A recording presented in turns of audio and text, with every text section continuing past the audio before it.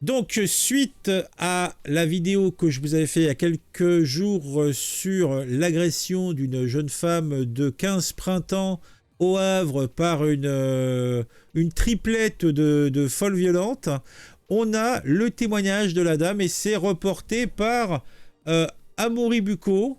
Donc, on va lire un petit peu ce que ça raconte. Violente agression au Havre, le plus frappant dans ce que raconte la victime de 15 ans, c'est l'absolue résignation avec laquelle elle a accepté de suivre le groupe de filles venues la chercher à la sortie de l'école parce qu'elle s'est dit qu'elle allait devoir y passer tôt ou tard, quoi qu'il arrive. Elle ne pensait néanmoins pas faire l'objet d'un tel déchaînement de violence.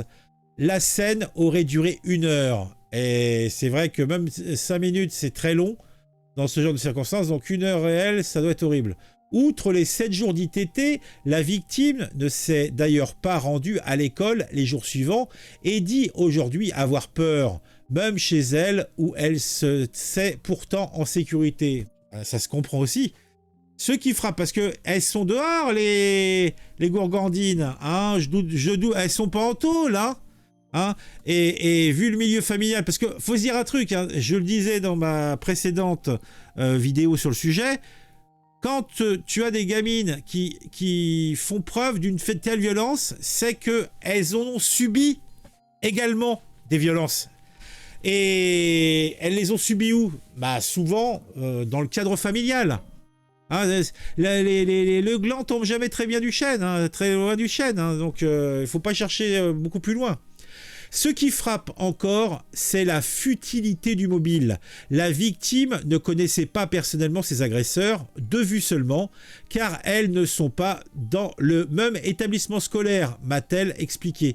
Tout serait parti d'une simple insulte dans un message privé adressé à un garçon sur Snapchat. Message qui a été répété à ses filles et qui a donc déclenché cette expédition punitive en représailles. C'est charmant, c'est charmant. Cette agression, comme celle de Lyon il y a quelques mois, dont nous avions également parlé, ou celle de Fontenay-sous-Bois ce week-end, je ne suis pas au courant, mais je vais m'intéresser au sujet, montre que l'ensauvagement, cette espèce de brutalité bestiale et primaire qui laisse libre cours à la violence, et que l'éducation devra en principe contenir, touche aussi les jeunes filles, pourtant moins violentes que les garçons habituellement. Ah bah c'est à Fontenay-sous-Bois, c'est pas justement deux filles qui se sont foutues sur la gueule, il y en a une qui a sorti un schlass et qui a pointé le bras d'une de ses copines et lui a coupé une artère ou je sais pas quoi. Hein, c'est pas ça? J'ai vu passer un truc, mais bon, je sais pas trop. Bah, on va déjà regarder, écouter l'intervention de Amaury Bucco. De cette victime qui a accepté de se livrer. D'abord, qu'est-ce que vous pouvez nous dire de ce qu'on sait des faits avant qu'on l'entende? Alors d'abord, la date des faits, hein, c'était le 9 janvier, donc mardi de la semaine dernière vers 17h30 au Havre, dans le secteur de la place Génère. Alors la vidéo qu'on vient de voir, c'est qu'un fragment de l'agression. Il y a d'autres séquences. Effectivement, on voit la victime à moitié nue, en sous-vêtements. Il faut savoir que l'agression a duré environ 1 heure. C'est extrêmement long. La victime a porté plainte le lendemain avec sa mère. Elle s'est vue attribuer 7 jours d'ITT. Vous allez voir cette photo de son visage après l'agression. Elle est franchement méconnaissable et j'ai pu effectivement... Oh putain! Avec elle. Oh, c'est fait. Oh là là là là, pauvre chérie. 15 ans, elle est scolarisée en seconde dans un lycée public du Havre. Et sur les circonstances de l'agression, elle raconte que quelques jours plus tôt, avant l'agression, elle a envoyé un message privé sur les réseaux sociaux à un garçon dans lequel, dans ce message, eh bien, elle insulte un groupe de jeunes filles qu'elle connaît de vue mais qui ne sont pas dans son école. Sauf que ces insultes, si vous voulez, n'avaient pas vocation à être répétées. C'est un message privé, mais eh bien, elles sont parvenues aux oreilles de ce groupe de filles et ces jeunes filles sont donc venues la chercher mardi dernier à la sortie des cours pour se venger et la violenter pendant plus d'1 heure. Écoutez justement son témoignage. Alors quand je suis sortie du lycée, déjà j'allais à l'arrêt de bus. Après j'ai vu 3 filles avec leur capuche devant moi. Je me suis dit c'était pour moi. En fait je sentais que c'était pour moi. Bon après j'ai pas calculé, j'ai été au bus et derrière moi ils m'ont tiré mon sac à dos et tout, ils m'ont dit viens là, toi tu me traites de pute et tout. En fait je savais pas qu'ils allaient me faire tout ça. Après du coup ils m'ont dit viens, genre suis-nous. Du coup, moi, je les ai suivis parce que je sais pas pourquoi. En fait, je savais pas qu'ils allaient me faire tout ça. Du coup, en fait, je pensais qu'il y avait qu'une fille qui allait me taper. Au final, ils m'ont tapé eux 4. Sur le moment, j'avais pas d'émotion. Et oui, j'avais compris qu'ils allaient me taper parce qu'ils me l'avaient dit. Mais j'ai quand même été, parce que je me suis dit que dans tous les cas, j'allais les revoir et tout. Et dans tous les cas, que je parte ou pas, voilà. Et du coup, je les ai suivis parce que, comme je disais, je savais très bien qu'ils allaient me revoir un jour. Et qu'ils allaient me taper, quoi. Et oui, j'y repense tous les jours. Enfin, je suis parano même dans la rue et tout. Je me dis, même si là, je me sens en sécurité, j'y repense tout le temps. Ce qui est frappant, c'est, on a évidemment à la demande de cette jeune fille trafiqué sa voix, chacun l'aura compris. Ce qui est frappant, c'est cette espèce de résignation face à une telle violence. On peut espérer que justice se fasse. 4 des agresseurs, agresseuses, ça n'existe pas. Nous sommes d'accord. Des agresseurs ont été interpellés. C'est ça. Je vais faire une séjournée. Ouais. Comme on dit, ça va devenir un gimmick. Oui, Amaury. Effectivement, on a trafiqué. Et je ravale mon sourire parce qu'il n'y a rien de drôle là-dedans. Ce qu'elle dit, peut-être que certains spectateurs n'ont pas bien entendu. Oui, et on s'en excuse. Ce qui est terrible, c'est qu'elle raconte la résignation. C'est-à-dire qu'elle les a vus venir à la sortie de son école et elle s'est dit, elle savait qu'elle venait pour la frapper. Elle s'est dit, il y en a peut-être une qui va me frapper, mais j'y vais parce que de toute façon, si j'y vais pas, elle va me revoir une prochaine fois et de toute façon, je me ferai frapper. Donc j'y vais. Et donc il y a cette espèce de résignation qui est assez terrible. Alors les 5 jeunes filles, en fait, il y a en tout 5 jeunes filles âgées de 15 à 16 ans qui ont été identifiées. 4 d'entre elles ont effectivement été interpellées ce matin pour être placées en garde à vue et entendues par les enquêteurs. Alors, elles vont probablement être poursuivies, si vous voulez, pour à la fois les violences, bien sûr, mais aggravées par le fait plusieurs circonstances, le fait qu'elles soient en réunion, mais le fait aussi d'avoir filmé la scène et de l'avoir diffusée partout sur les réseaux sociaux, ce qui est assez difficile, évidemment, pour la victime de vivre avec ça. Merci beaucoup. Et après, vous savez, je vais faire un rapprochement avec un autre fait divers qui s'est passé. Je crois que j'ai fait une vidéo là-dessus, je suis pas certain. Mais dans laquelle je vous parlais, j'ai fait une vidéo là-dessus, où je vous rapportais ce fait divers détestable, où un père de famille a conseillé à son gamin de se confronter aux personnes qu'il rackettait. C'est-à-dire que dans le cadre de l'école, une plainte avait été déposée donc, au commissariat. L'établissement était au courant que l'enfant était racketté, agressé, tapé. Et après, à la rentrée, donc après les vacances de fin d'année, les racketteurs, donc les tortionnaires et le tortionné, la victime, allaient se retrouver face à face. Et comme rien n'avait été fait, rien n'était faisable dans l'absolu, on s'est retrouvé à avoir un père qui, en désespoir, a incité son fils à se confronter à eux. Et se confronter avec une arme, avec un couteau. Donc, évidemment, cela n'est pas acceptable, mais je comprends tout à fait la logique. Comme je l'ai dit également dans cette vidéo, je comprends cette logique, en fait, de savoir quoi faire. Effectivement... moi j'ai un adage qui me plaît bien, c'est je partirai pas tout seul, hein.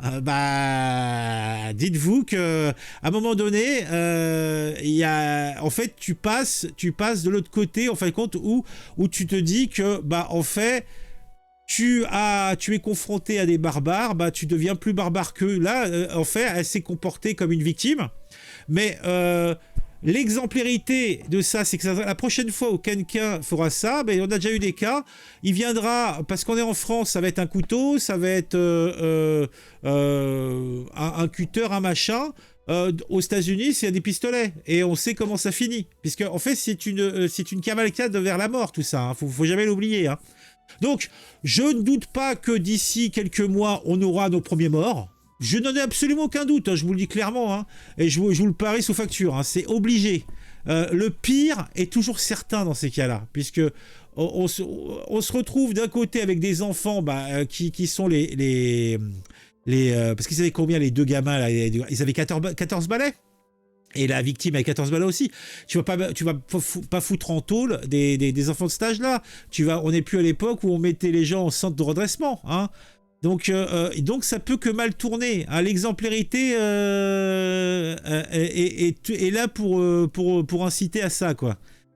Donc bon, on verra bien. Espérons que je me trompe, mais je suis pratiquement certain que je me trompe pas, quoi. Le pire est toujours certain dans ces cas-là. Alors qu'est-ce qu'on a d'autre comme information? Alors, on a les 4 filles interpellées sont suspectées d'avoir commis une agression similaire sur une autre victime. Ah bon? En plus, c'était pas la seule victime. Donc, qu'est-ce qu'on a? On va changer d'angle de vue. Hop. Tac.